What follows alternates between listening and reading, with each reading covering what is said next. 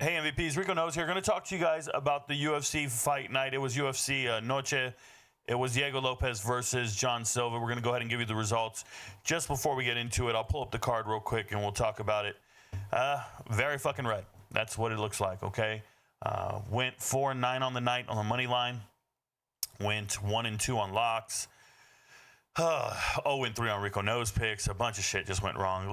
Listen, man. In a year, there are 42 fight cards typically. 1, 2, 3, 4, 5, 6. 7 days that we will have like this in a year. It happens, and you just got to take it on the chin. You know, one month we had 3 of these in a row, and we haven't seen that in a long time. So just one of those situations where the MVPs who are here for college football season, they've never seen this before, so they all start freaking out, having crash outs on the server. I think we've had 14 people quit being MVPs today. Thanks for the $25, bro. I don't give a fuck about you guys. So we're just going to go ahead and talk about the picks and do an analysis on the fighters so we have a results show, and then we'll move forward, okay? So starting the early prelim fight, very first fight of the night, it was Rodrigo Cenzanando versus Daniil Doncheco. This was the Contender Series championship fight. Not Contender Series, but Tough Ultimate Fighter championship fight. Daniil wins by elbows, essentially, and damage and doing what he does. So victory by punches. I don't see a high ceiling athletically. I'll see who he fights in the early prelims. Apparently, Vegas likes him a lot. They gave him very favorable odds. I was on Cizanando in this fight, and I'm going to get a lot of these fights wrong. It's okay. I just took him because I thought he was really good value at plus 180. Watch these guys fight about 2 or 3 times max. We'll continue to learn about them as they fight more. I don't think we'll see Cizanando again unless he goes in on a tear in the regional scene or he's a last-second replacement on a regional card, so we shouldn't worry about him too much. But Daniil is a dynamic striker, moves fairly well. I think he's efficient with his energy, and he does damage when need be. I also think that he adjusts well in the pocket or in the moment, right? He goes out there with a game plan, sees the other guy's pressure in a certain way. Let me just change up my game plan and see what I can do. So shout out to him. He wins the fight. Next fight. I knew this one. I knew I was going to be right on this one. Alice Pajeda apologized in the early video. I said she was sister, brother, whatever with it. That other dude, Alex.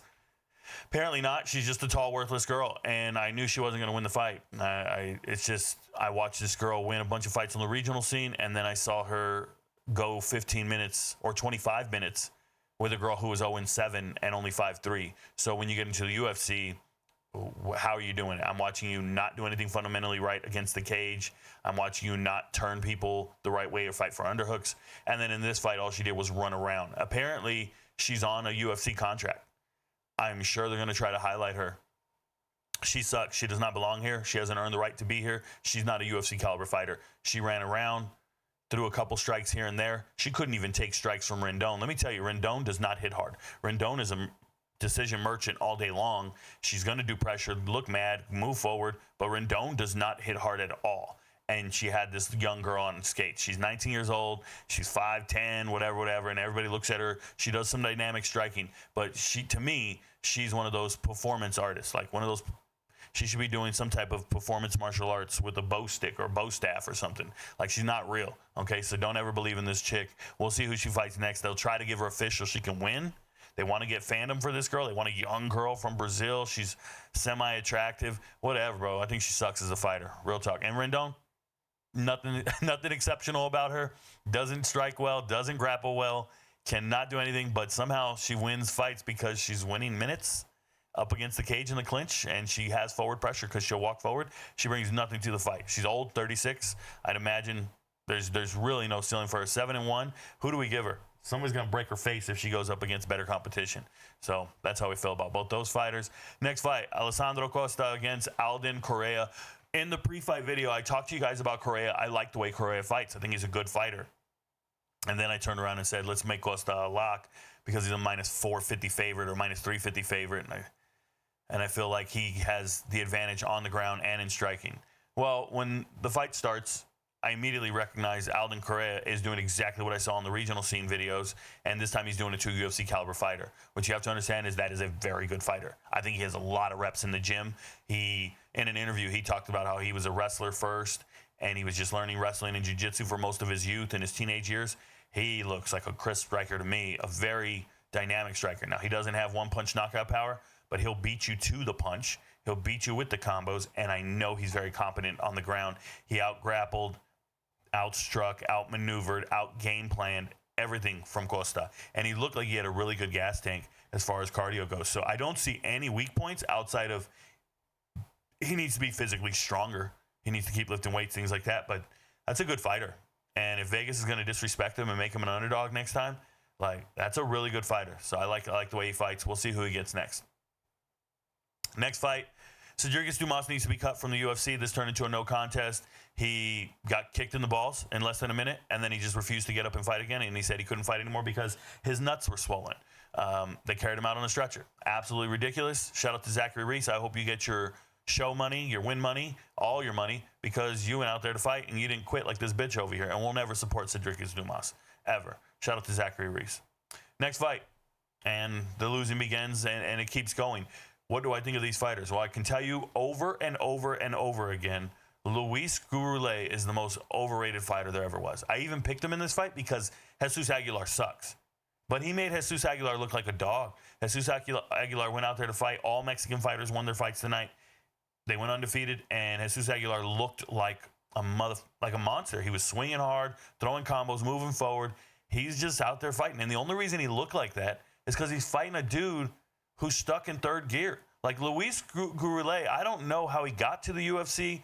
He's looked the same in the Contender Series and has lost to Ode Osborne and in this fight. He can't do anything. He doesn't do anything really well. He throws a jab, no cross. He can't wrestle. He can't get a takedown. I don't see any jiu-jitsu. What is it? Is it because he's covered in tattoos? And he reminds you of Cub Swanson? Like, he doesn't do anything. That guy sucks out of his fucking mind. And they keep making him favorite, and they keep picking him, and I picked him. So what does that say? That's just because I think Jesus Aguilar is terrible and only pulls guard and jumps guillotine. And then to this fight, he outdogs this dude. If you got outdogged by Jesus Aguilar, you're not a dog. Luis Gurule is the chihuahua of all dogs. Shout out to the Mexicans on the card. No, I'm not saying yo quiero Taco Bell. I'm just letting you know this guy ain't a threat in any way, shape, or form. So while Vegas keeps giving him these favorable odds, I think we're going to thoroughly fucking fade that dude. And they're going to give him a fish. And then we got Tatiana Suarez. No ass, slim ass Tatiana Suarez. I can't stand her. I'll never enjoy her fights. You guys can enjoy her fights for what it is. Listen, I know a couple things if I have Tatiana Suarez on the card. Number one, we're going to either submission or points, right? That's it. There's no knockout threat of any sort. So just double chance it every time, submission or points, if you want to take her. All she's going to do is try to go wrestle, crotch sniff, and just lay on the cage. It's the most boring thing I've ever seen in my life. It's why two established fighters are on the early prelim and not on the main card. These are, I mean, are you kidding me? They're behind Luis Medina. Luis Medina. They're behind Jose Daniel Medina and Dusko. These guys are terrible fighters, and they got these girls down here because she don't really bang at all. She's in the doghouse. She fucking sucks. Can't stand her. She wins the fight. Can't take Amanda Lemos, so Amanda Lemos can't out-grapple her. But who can out-grapple her? Probably nobody. I don't know. It doesn't matter. I'm not interested. I'm not interested in picking somebody who's a minus 450 favorite if we're always going to the scorecards. I don't trust judges like that. So I'll never pick her. There's nothing you can do about it. I'm just going to pick the other side. You don't have to bet it. You can fade it, whatever. I'll take the loss every time. I don't mind. I just will not pick her. Next fight, Claudio Puelles versus Joaquim Silva. These were two fighters. I talked about it. They hadn't fought in over a year. So we're seeing them for the first time in like 2 years. Cool story, man. They went out there. Claudio is still fighting like he's a child. He doesn't have enough muscle strength and endurance, or MSC is what I call it. He doesn't have enough cardio. He can't last 15 minutes. Bro, that dude busts too early. He can't fight for 15 minutes. And Joaquim actually came to bang and fight for 15 minutes. Despite, look at this, man. You win the fight, and you got controlled for 7 minutes. But you saw it started to slip away from Claudio. When he gets a takedown, all he does is try to control you. He does not get a takedown to do damage to you. There are opportunities where he could be throwing elbows and strikes, and he doesn't have that killer instinct in him. He's just a glorified wrestler. That's all he is a glorified wrestler who doesn't have the cardio to be a wrestler. So he has the game plan of a wrestler, but not the cardio of a wrestler, which means he's not a professional. That's just it. He's not a professional. This is an amateur fighter. And on the other side, Joaquim Silva, well, I think he has a fighter's chance, a puncher's chance, and he's good enough in every area to be okay. But let's be real. He got taken down and did not get back up. He had a closed guard at times. That was just silly. Closed guard means I'm content. I want to be here. I don't like these fighters. These are not guys I want to pick at all. I don't give a fuck if I miss or not. I don't like them. Next fight, easiest pick on the card. Think you should have put $370 on Dusko, like I said, to make $100. There's no way you'd be wrong doing this. You could have put $3,700 on him to make $1,000. There was just no way Jose Daniel Medina deserves to be in the UFC. They all talk about how he's got this gas tank and he'll beat you if you don't knock him out or you don't choke him. Based upon what? He's never won a fight in the UFC. He's never won a round in the UFC, and he didn't win one here. He got a rear naked choked by a dude who doesn't have rear naked choke ability. That dude over there, Dusko, was afraid of cardio, he said. He was out there just going slow and just trying to punch and break you. I don't even know the 13 strikes Medina landed. This guy sucks. Well, every time we see him, that's free money. Go take out a loan and put it on the other guy. Every time you see this guy, go take out a loan and put it on the other guy. Next fight, Santiago Luna, undefeated 7-0 versus Quang Bang Lee. I still have a lot of respect for Quang Bang Lee. He came out here to scrap with this undefeated Mexican fighter, and he actually rocked him at one point. And I know Quang Bang Lee can wrestle and do things. But listen to me, Santiago Luna, I was introduced to him this week. I watched the tape. What did I see? He's a national championship wrestler. He is a 4-time national championship wrestler from Mexico. He's one of the best wrestlers on the planet Earth, essentially. Santiago Luna is going to win those scrambles and be on top and then impose his will. And he ends up winning this fight by knockout. Let's talk about a couple things. This is Bo Nickel, but for Mexicans. This is Bo Nickel, but for a lighter weight class. Santiago Luna does not have a Mexican chin. Don't you dare get it twisted. Both these guys have chins made in Vietnam. They are not, it's not real. Santiago Luna got clocked and he got stopped. It wasn't like he kept going. It wasn't like he ate it and kept moving. No. He's got no chin. Be careful. If he's fighting a dynamic striker, one that can knock people out, you don't want to just go in there real heavy. He's going to have favorable odds most of the time because he's such a dominant wrestler and they know he can get a takedown and win the round. I like it, but it's probably a straight and not a parlay. Shout out to Luna. Next fight, Alexander Hernandez. For the second time this year, he just went out there and showed you that his strength and conditioning is at a different level. I talked about it during the fight. I'm like, man, he just man-muscled Chase Hooper the last time they fought. He just used these man muscles. And then you see him fighting Diego Ferreira, who's 40 years old. You're not supposed to be able to man-muscle him. But apparently, Alexander Hernandez is in the prime of his life, and he's at a point where he's just knocking people out and winning. And it's insane because he's winning fights, and he's not that good of a fighter. But he's not going to lose to these washed-up dudes, these older guys. So, sucks. Got it wrong. Diego Ferreira, he's on his way out, man. He's on his way down. He doesn't have durability anymore. How is he going to win this fight? Let's answer that real quick. Can he wrestle? No. Can he grapple? Yes. But how is he going to get to a grappling position? Only after a takedown. Only if he pulls guard. He cannot get a takedown and then be in a dominant body position and impose his will. He doesn't have that in him. So now we're left striking in a kickboxing match. Does he have the fast twitch muscles to strike? Not anymore. He's 40 years old. Does he have the power? Sure.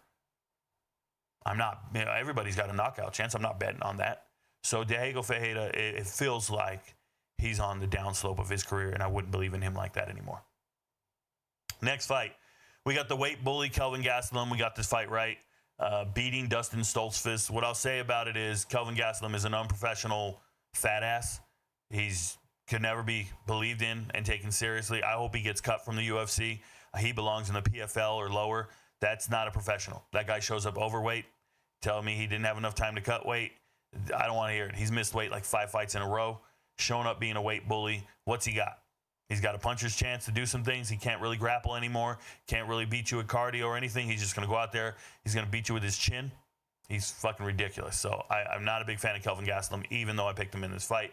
Dustin Stoltzfus, it was set up for a Mexican-American to win this fight. That's what it was about. Highlighting Mexican-Americans. You got to know, when we go to France, they set up the French fighters to win. When we fight in Abu Dhabi, they set up the Russian fighters to win. When we fight in Mexico, that was happening in Brazil, the Brazilian fighter, Canada, they try to set up the Canadian fighters to win, and they don't.